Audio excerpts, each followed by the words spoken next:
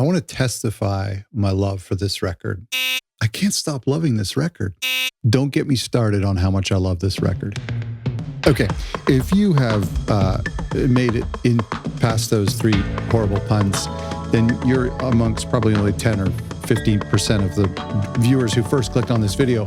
Today we're going to review Testify, and the reason that we're going to, because as I record this and when this video will be released will be just a few days before the 20th anniversary of this record, which is insane. 20 years. I mean, that will really make you feel old, considering it's like one of the last proper studio albums from Phil Collins to be released. So that certainly will make you feel old. 20 years for Testify. Now, I couldn't seem to find the CD version of this. I have the 2016 version in the car, and I have the vinyl here, which was released in 2016, and just a really, really great package. And it was so nice to get this on vinyl, because I don't think it was released on vinyl originally. If it was, gosh, I would love to find that, but I don't think it was. I don't even think Dance Into the Light was. Maybe it was, but I'm not sure. Anyway, so I don't have the original CD with me somewhere. It's somewhere hidden. All my CDs are kind of all over the place, so I'm not sure where the original one is. But here's what I want to talk about today. We're going to go track by track in a second, but we're going to look at some of the stats of this in the history of this record real quick. We're going to talk about what it was like to make records in the early 2000s and how that would have influenced this record. I'm going to talk about what I don't like about this record, what I do like about this record, and then we'll go track by track. And then if you stay tuned to the end, I've kind of created my own track listing for this record, because I don't think it's perfect as is. I think it could be edited a little bit. So let's look real quick here at some of the sales numbers. This in the US, oh, you know what? I don't have the US for Testify. It's weird. We don't have the U.S. sales numbers on Wikipedia, so I'm not sure where we would find them. In Europe, it sold 1 million copies. In Germany, 450,000. France, 600,000, 2 times platinum there. In the U.K., it sold 100,000 copies. So actually, if you compare this to his, it did really well in France, right? Was it? Yeah, 600,000. And in Germany. So if you compare this to some of his other records, it actually ranks quite high. I think it outsold Dance Into the Light, and it outsold Going Back, obviously. But it's pretty low on it didn't sell as well as Tarzan, but it's still pretty low. On the charts, it went to Billboard Top 30. It went to the number 30 on the US Billboard 200. Not too bad. UK albums, it went to number 15. The Swiss albums, number 2. So it's not too bad. Now, this was recorded. So this came out, let's get the date on this here, November 11th, 2002 in the UK. It was recorded between 2000 and 2002 at his home in Switzerland. I think he was still married at the time. And his son Nick was just born. And it kind of followed the both sides process of being recorded and demoed on synthesizers with drum machines. And so, he did that with both sides. And then I think he got a bit of flack for that. And so he pivoted big time for Dance Into the Light. And then he went back to that sound. One of the things that I think makes this album challenging, and I think you do miss a lot of the low end that real instruments bring. Organic analog instruments bring this thick low end sound that I feel like is missing from this record. If you listen to it, it's kind of like tinny and digital sounding, and you don't have the big kick drums and the big tom sound on a lot of songs. And so I feel like this record suffers from that a little bit. And so a lot of it was probably demoed on Pro Tools, and then it was then they took it into some studios, and Rob Cavallo, produced it and brought it to life. Vocals sound great on it. There's a lot of great songs on here. Feel like, and this was a kind of a curse of the early 2000s, as digital became more and more accessible, and more people started having Pro Tools and the ability to overdub easier than in the digital world. I don't think that, especially legacy artists like Phil and Sting, I don't think they really knew what type of music to make. In the early 2000s, we didn't have that nostalgia that we would get a few years later for the 70s and a few years later for the 80s, and now almost for the 90s. But we didn't have that nostalgic sound. So the idea of using 808s wouldn't have been popular necessarily, or the idea of using like 80s synthesizers or that classic Phil Collins sound is something that he would have completely avoided. And so I think a lot of artists weren't capitalizing on what made them famous. And I think that's why you had artists like Michael Jackson or Phil Collins or Sting a little bit aimless. Although Sting released a great record, Brand New Day, in that around that time, late 90s. So I think the late 90s, early 2000s, these legacy artists didn't know what type of genre to do. I mean, they weren't going to do grunge, they weren't going to do emo that was popular then, or punk rock or pop punk.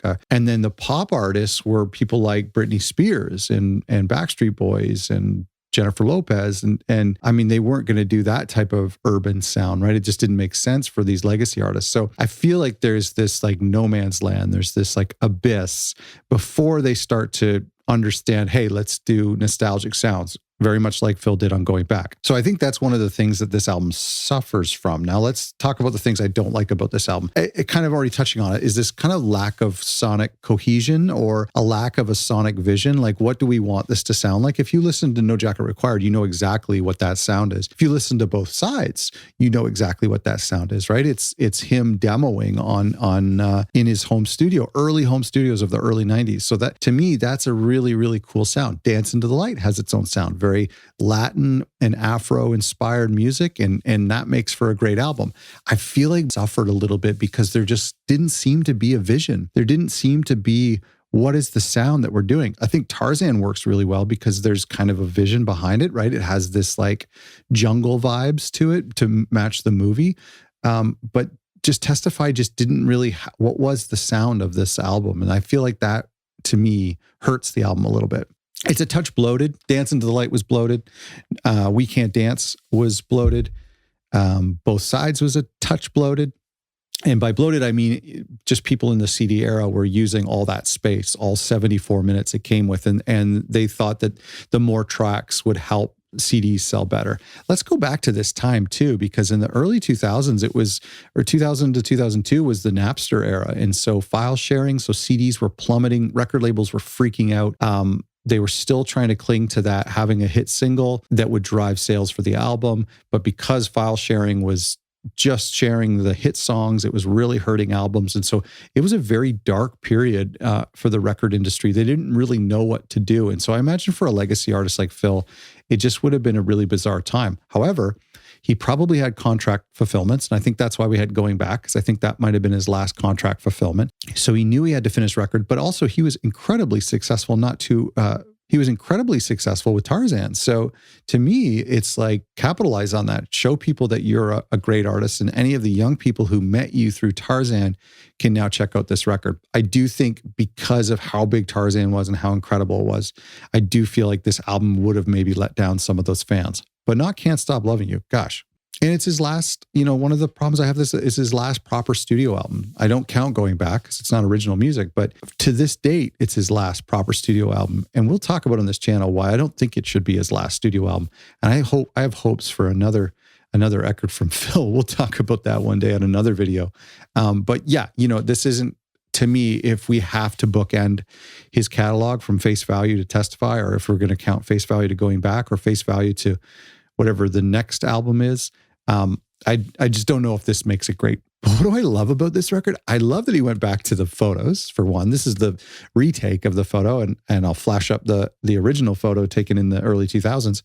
But I love that he went back to it. I don't love that he did this. Like, he's got the handwriting here, great, but I don't love that he did this with Testify. Distressed font was just such a popular thing in the early 2000s. Everyone got Photoshop and was like, hey, look what we can do with these brushes. We can make things look old. And so that's why that was so popular. This album has 3 of his best songs of all time, and they come one after another. And we'll talk about that in a second. It's really great music if you're into Tarzan and if you liked Brother Bear. And so there was this string of, for original music with Phil, you have Tarzan, you have Testify, and you have Brother Bear. And there's some really, really great songs on it. And this sounds the most like Brother Bear. And his voice sounds great. That's, now that we got to hear him in some of the troubles he's been having with, and on the last Genesis tour, you think not too long ago, 20 odd years ago, his voice was phenomenal. And so here we thought that Phil was, seeing the end of his career. But back then, his voice was sounding great. Let's go track by track. And then I have my own track listing. So there's the track listing there. Can you see that okay? And then I'm going to try to edit a track listing for you, because the first song is Wake Up Call. And I think Phil likes that song. I think I saw him mention it somewhere, and it was actually the last single. The first single came out a month before the album came out, or a couple weeks before the album came out. It was "Can't Stop Loving You." Then "The Least You Can Do," which are great singles, no doubt. And then "Wake Up Call" was a kind of a last ditch, a few months later, a single, and I don't think it did very well at all. I don't love "Wake Up Call." I think sonically it doesn't sound good. I think it sounds like lots of thin sounding drum machines. Now, I love drum machines. Like, they sound incredible on Duke, and they sound incredible on Do You Remember, and even on Both Sides. I think drum machines sound great. So I love drum machines. Don't get me wrong. In a lot of the cases, the drum machines that Phil were using were analog drum machines, but there's just too much thin sounding stuff happening on "Wake Up Call." And it just, to me, it's not a great song. I'm just judging it from a melodic standpoint. I never skip it. It's fine. But I think a better opener would be "Don't Get Me Started." I really like that. But the second song on here is "Come With Me," which is a song that I think originated as a lullaby for his daughter Lily. And then he finished it off as a proper song to his son Nick. "Come With Me" is beautiful. I know a lot of people don't like it, but it's one of my favorite songs on this record. It's one of my favorite mid-tempo, chill Phil Collins songs of all time. I think it's a really beautiful tune. I know it is kind of like pedestrian with the nursery rhyme melody. And I think that maybe threw me off at first, but now I've just completely forgotten that that's a nursery rhyme melody. And to me, it's just a great Phil Collins song. So "Come With Me" is Phil Collins at his best. And I really, really love that track. "Testify" is good too. Using the word "testify" in a love song was a little cheesy, but I actually really love it. I have no problems with the song. It's got that gospel vibe, like "All of My Life" or "I Wish It Would Rain Down." I have no problem with the song. I think it's a great song.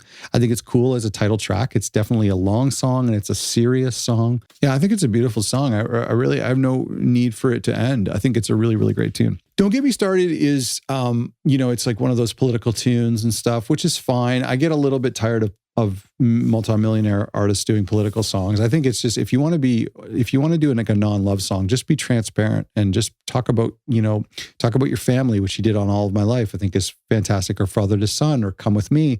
I don't love when they go a little political, but I think "Don't Get Me Started" is really good. And I actually feel like it would have been a better opener to the album. And, in classic Phil Collins style, incredible rhythms, outside the box rhythms, and incredible melodies. A huge melodic shift for the chorus. "Don't hold me down."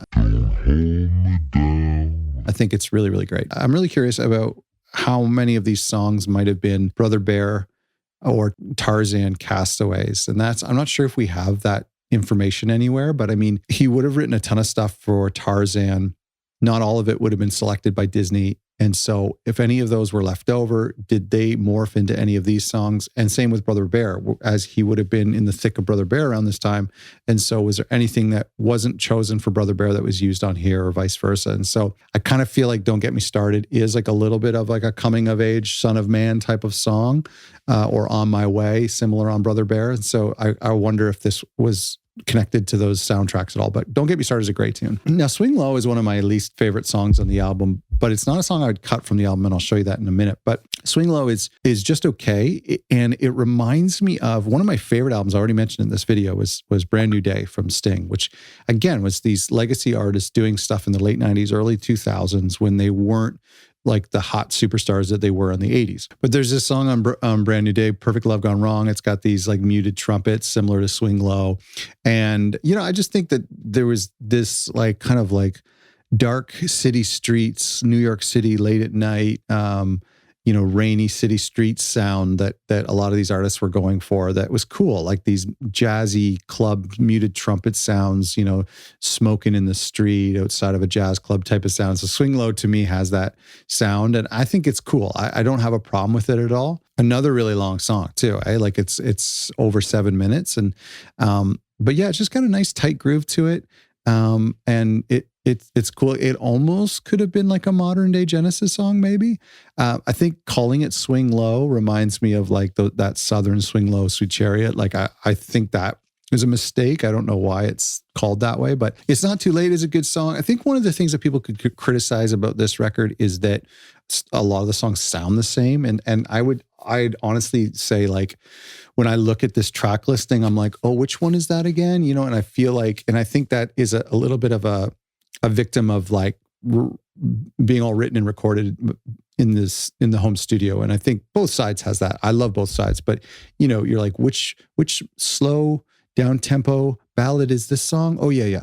And so I feel like there's just, it goes against what I said earlier. There is a sonic cohesion, but it's almost to a fault that it's like, we're not really sure which one these are. And to me, there's a couple songs in here that stand out as phenomenal songs, but then there's songs like Swing Low, It's Not Too Late, This Love, This Heart, Driving Me Crazy, You Touch My Heart, that just kind of blend together. There's a few songs that have titles that are similar. So I just feel like that also hurt the album. Again, it's just 12 songs and only a few really, really stand out. I'm not always opposed to that. I do love deep tracks. And for me, what he did on Both Sides works so well. That's why Both Sides is one of my favorite Phil Collins records.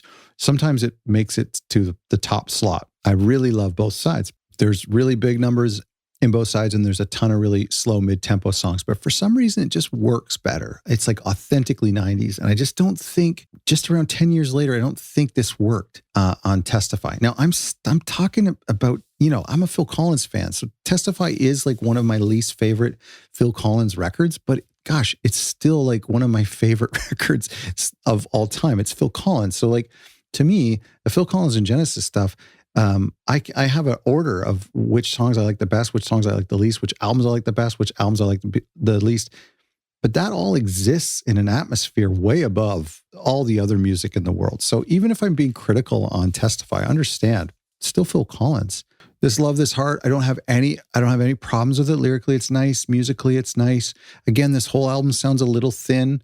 It would have been nice to have some real instruments. I don't know. I don't know. This Love, This Heart is fine. Gosh, for some reason that track on Spotify has 4.3 million plays. Like, it's one of the most popular songs on this album, This Love, This Heart. And it's cool. I have no problem with it. It reminds me a lot of Both Sides. So that's why I like it. Actually, now that I kind of think about this song, This Love, This Heart, it does blow up big with a nice big key change. And I think that there's a little bit of that gospel feel towards the end of it. So great tune. Forgot about this one. Great electric on here too. This love. No. One of the songs that was on a B-sides collection from here, and actually was the lead-off track on the Love Songs collection, was Tearin' and Breakin', which I love. And I wish Phil would have done more of that borderline a cappella stuff. And I think Tearin' and Breakin' was it from these sessions, and I think it would have been a great track on here. The next one is Driving Me Crazy. I think this has got to be one of my least favorite songs on the album, right up there with Wake Up Call. Again, it's just too fast. Like, I'm not a fast Phil Collins fan. This is just too upbeat. There's not a lot of low-end information happening in here. Bridge is kind of weird. Yeah, it's just too chaotic for me. It does not sound like Phil Collins. Yeah, not a fan of this. Do you like this song? Not a fan of this tune. Okay, so now we're going to enter into track 9, 10, and 11, which are his three best songs on this album by a mile. And they're the three best. I would put them in, all three of these, I'd put them in my top 25 Phil Collins songs of all time. That's why I love Testify so much. I hate that they're so deep in the album. You really have to get through a lot of to get to these three best songs. Number one is Least You Can Do, which is music written by Daryl and lyrics written by Phil. The Least You Can Do is maybe the best song. No, top three. It's maybe the third, but honestly, it could be the best. It's such a good song. They played it live on the farewell tour. Thank goodness. Such a good tune. It feels different. It feels way more Phil Collins. It feels way more filled out than the other songs. I think this album as a whole was a missed opportunity. If we had used more of the bigger or organic sounds of Tarzan, but still embracing that home studio sound, I get that. That worked for me on Both Sides. But to maybe make it a little bit similar to Tarzan or But Seriously, where you still use these demo sounds, but then fill them out with bigger instruments. I don't think there's a real piano on this record, is there? You know, and those things have big low end, natural reverb. That could have really helped. But Least You Can Do is so good. Incredible big ending, big key chains. I love The Least You Can Do. I think it's probably his best song from the end of his career. Great drums on this song too. great drums, real drums. It's his second, according to Spotify, it's his second most popular song on this album, next to the next track, which is Can't Stop Loving You. I'm a big fan of Can't Stop Loving You. I've got nothing bad to say about it. Can't Stop Loving You completely rescued Testify. Testify would have just been in the pits of being unnoticed. And Phil Collins was not cool in the early 2000s. And like I said, what happens is you come out of this era and you come out of your height of your popularity, like the early 90s, late 80s for Phil, mid to late 80s. And then you basically, your fans have yet to kind of cling on to you in a nostalgic way. So now they've moved on to whatever is cool at that time, and they're trying to distance themselves from their youth. But then all of a sudden, a few years later, nostalgia kicks in. So by the time we get to the Genesis reunion tour in 2007, nostalgia is starting to kick in full swing. And now I think Phil, and I'll talk about this in another video, I think if Phil released an album now, I think it would do really well. By God, I think it would win a bunch of Grammys. Can't Stop Loving You helped Testify a lot because it's a brilliant song. In fact, when it came out on radio and I heard it before I heard Testify, I just thought, oh my goodness, this is going to be a great album. What a great single. I was so proud to be a Phil Collins fan coming out of Tarzan, and a lot of people getting into Phil Collins, to hear Can't Stop Loving You and think this is a great song. I didn't know that it was a cover at the time. I do now know that it's a cover, and a couple people have covered it. But it's a cover in a brilliant Phil Collins way, not in the You Can't Hurry Love way, but in the way that he made it his own. Similar, I mean, maybe True Colors a little bit, but this is a version that Taylor Swift would actually cover Phil Collins's version of Can't Stop Loving You, not the original version. She'd cover his version, and just these beautiful key changes and the melody going all over the place. And yeah, great drums. Can't Stop Loving You is by far the best song on the album. Should have been higher up in the track listing. I think it went to #1 in the US on adult contemporary charts. I think it went to #1 or 2 in the regular charts in France and Germany. So it did really well. It was a really great song. It's so good for him to have such a late hit. I think it's a great tune. The next song I've talked about many times. I put it on my underrated list. And I think I recently just did a review on it, Through My Eyes. It's spelled THRU for whatever reason. Not to be confused with the Brother Bear track, but Through My Eyes is such a phenomenal song. It reminds me so much of Find a Way to My Heart because of this offbeat a little bit. It's such an explosive, emotional tune. It really should have been the ender to this album, very much like Find a Way to My Heart was, but it's a phenomenal song. It's the best Phil Collins track that's overlooked the most. Does that make sense? The choruses are okay. It's the verses that are really great. We all get it confused with Take a Look Through My Eyes from Brother Bear, which is a great song. It's a fine song, but man, this song is way better. We have some horns. I don't think they're real. I'm not sure. I'll have to listen closely, but we have some horns at the end. You know that ending, the outro? It's never where you think you'll find it. That's, man, such a great outro. I just absolutely love this song. Would have been a great album closer. Let's go through the track list real quick. Oh, I forgot. Let's go. You Touch My Heart. Last one here. You Touch My Heart. It's kind of nice. It's pretty. It's kind of cool to have a penultimate track. So even though I think ending with Through My Eyes would be similar to ending with Find a Way to My Heart, it's also kind of cool to have like a big song as the second last track, and then to have something kind of soft and peaceful at the end. That's kind of cool. So You Touch My Heart is okay. It's pretty unmemorable. Let's look at the original track listing right here. Okay, now let me throw up my ideal track listing. So I would pull Wake Up Call. I would pull Driving Me Crazy. Don't love those songs. They all drive me crazy. Yeah, so I just pulled those two ones, those upbeat ones, which were never going to be singles. They're not upbeat songs like Hanging Long Enough or Studio. So I would pull those ones. If I was really like chopping this up a little bit, I would maybe take off like Swing Low, or I would maybe take off You Touch My Heart and put it on like Tearing and Breaking. There's a couple good songs from the B-sides. I haven't really got into them too much on the 2016 B-sides release, but there's a Hello Sunshine or Something About Sunshine. That's a pretty good song. There's a few good songs in there that you could maybe squeeze into here, but I would do Don't Get Me Started as a kickoff track. Come With Me works as #2. I'd move Can't Stop Loving You up higher into the set, just to make the top half of the album a little bit stronger, as opposed to putting those three really strong tunes together at the end of the album. Testify, great track. Swing Low, no problem. The start of side B would be It's Not Too Late. This Love, This Heart, the least you can do, you touch my heart and through my eyes. So this would be my ideal. And I feel like we're getting a little closer to But Seriously with this layout here. So that's just me. But I was a young kid at the time. You didn't ask me to produce this album. Would have been nice. Before I beg you to subscribe, which I know you already have, so no big deal. I want to ask you, what do you think about this album? I know, as an artist gets on in their career, it's very rare that like a late career album would enter into people's favorite albums of theirs. And so whenever you ask people what their favorite records are of Phil, usually it's Face Value or Hello or No Jacket Required. It's very rarely you'll hear someone say Dance or Testify. Same thing with Genesis. Very few people would say We Can't Dance or Invisible Touch is their favorite record, or Calling All Stations. Most people would say it's Foxtrot or Selling England or The Lamb. So I get that, but where does this album rank for you? And do you like it? What are your favorite songs? Give me your review of Testify. Tell me about where you were in your life when this album came out and what you thought about it